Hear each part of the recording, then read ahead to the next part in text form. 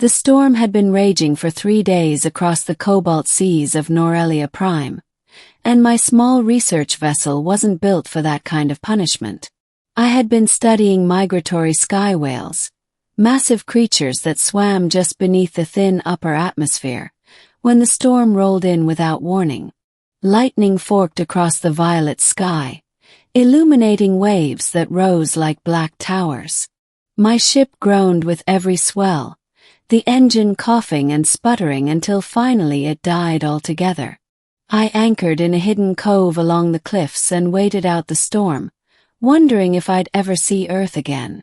By the morning of the 4th day, the ocean had quieted into an eerie calm.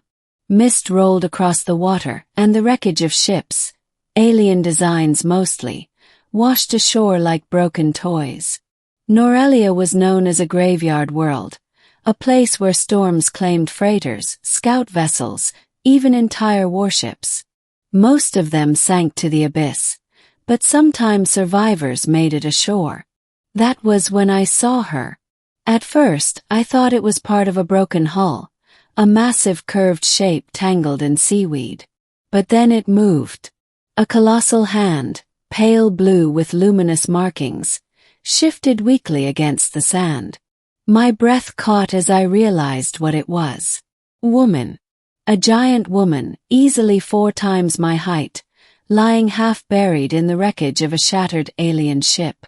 Her hair was silver, soaked and tangled with strands of kelp. Her eyes, when they fluttered open, glowed faintly violet, like twin suns struggling to rise. She tried to sit up but winced, clutching her side. Shards of crystalline metal protruded from her leg, and her arm was twisted at an odd angle. Despite her immense size, she looked vulnerable, like a wounded child. My instincts warred inside me. Approach her and I risked being crushed. Leave her and I'd never forgive myself. I took a step forward, calling out over the roar of the waves. "Can you hear me?" Her gaze locked onto me. For a moment, I thought she might mistake me for some insect scuttling on the sand. Then, to my shock, her lips parted. "Help!" Her voice was deep but soft, vibrating through the air like a distant thunderclap. I swallowed hard. "All right. Hold still. I'll try." The rescue took hours of grueling effort. I scavenged tools from my damaged ship and worked to free her from the wreckage. The crystalline hull was heavy, but salt water had weakened it enough for me to pry sections loose. Every time she flinched in pain, I paused, reassured her, then kept going. She tried to help, but her injuries left her weak. Blood that shimmered faintly like liquid light seeped from her wounds. I tore strips from my own clothing to bind them, though my makeshift bandages looked like threads against her vast body. Finally, with one last push, the wreckage shifted free. She gasped, her chest rising like a mountain, then slumped back onto the sand. "You saved me," she murmured, her voice trembling. I nodded, exhausted. "Name's Kale. Researcher. You." Her lips curved faintly, as if the question amused her. "Lysera. Daughter of Corthan. Of the Elorian Dominion." The words meant little to me then, but later I would understand. The night of survival. As the sun set, painting the sea in hues of crimson and gold, I built a fire near the cove. Lysera lay close enough that the warmth reached her. She was too large for any shelter I could provide, so I did what I could, kept her wounds clean, fetched water, and reassured her when she shivered. We spoke in broken phrases. Her common tongue was fragmented, but enough to bridge the silence. She asked about Earth, about humans. I asked about her people.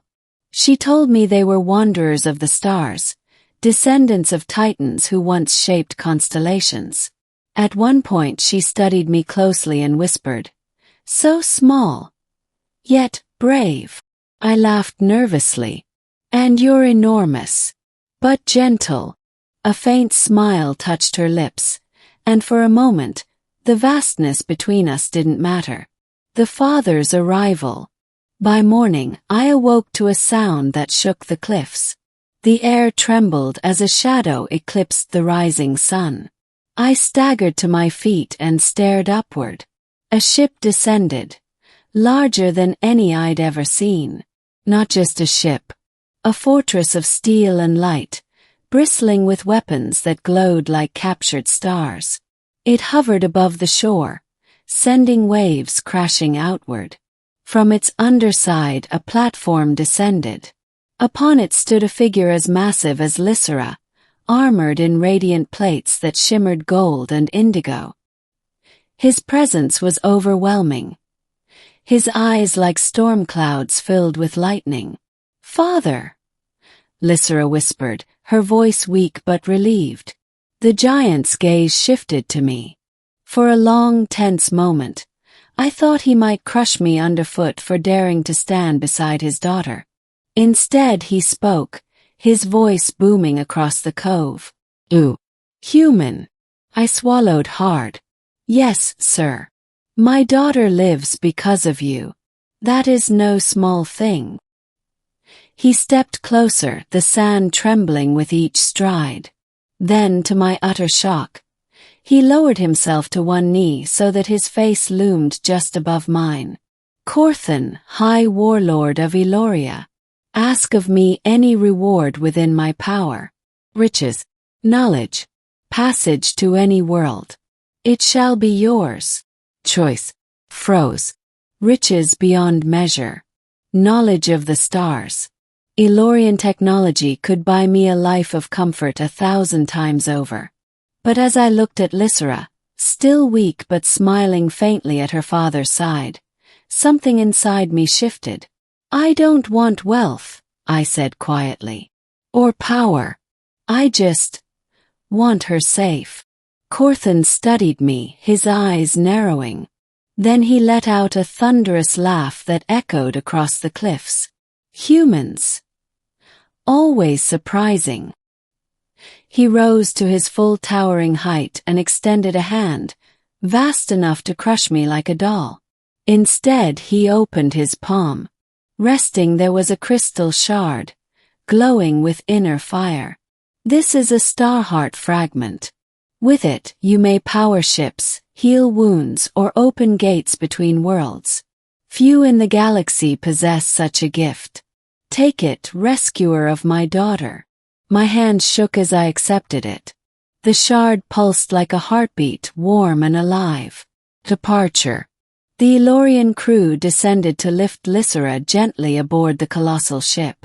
She looked back at me as they carried her, her violet eyes shimmering with gratitude. "Kale," she whispered. "We will meet again. I promise." And then she was gone, carried into the fortress that rose skyward until it became a star among stars. I stood alone on the shore, clutching the crystal. My ship was broken, my supplies nearly gone, but my heart burned with something new.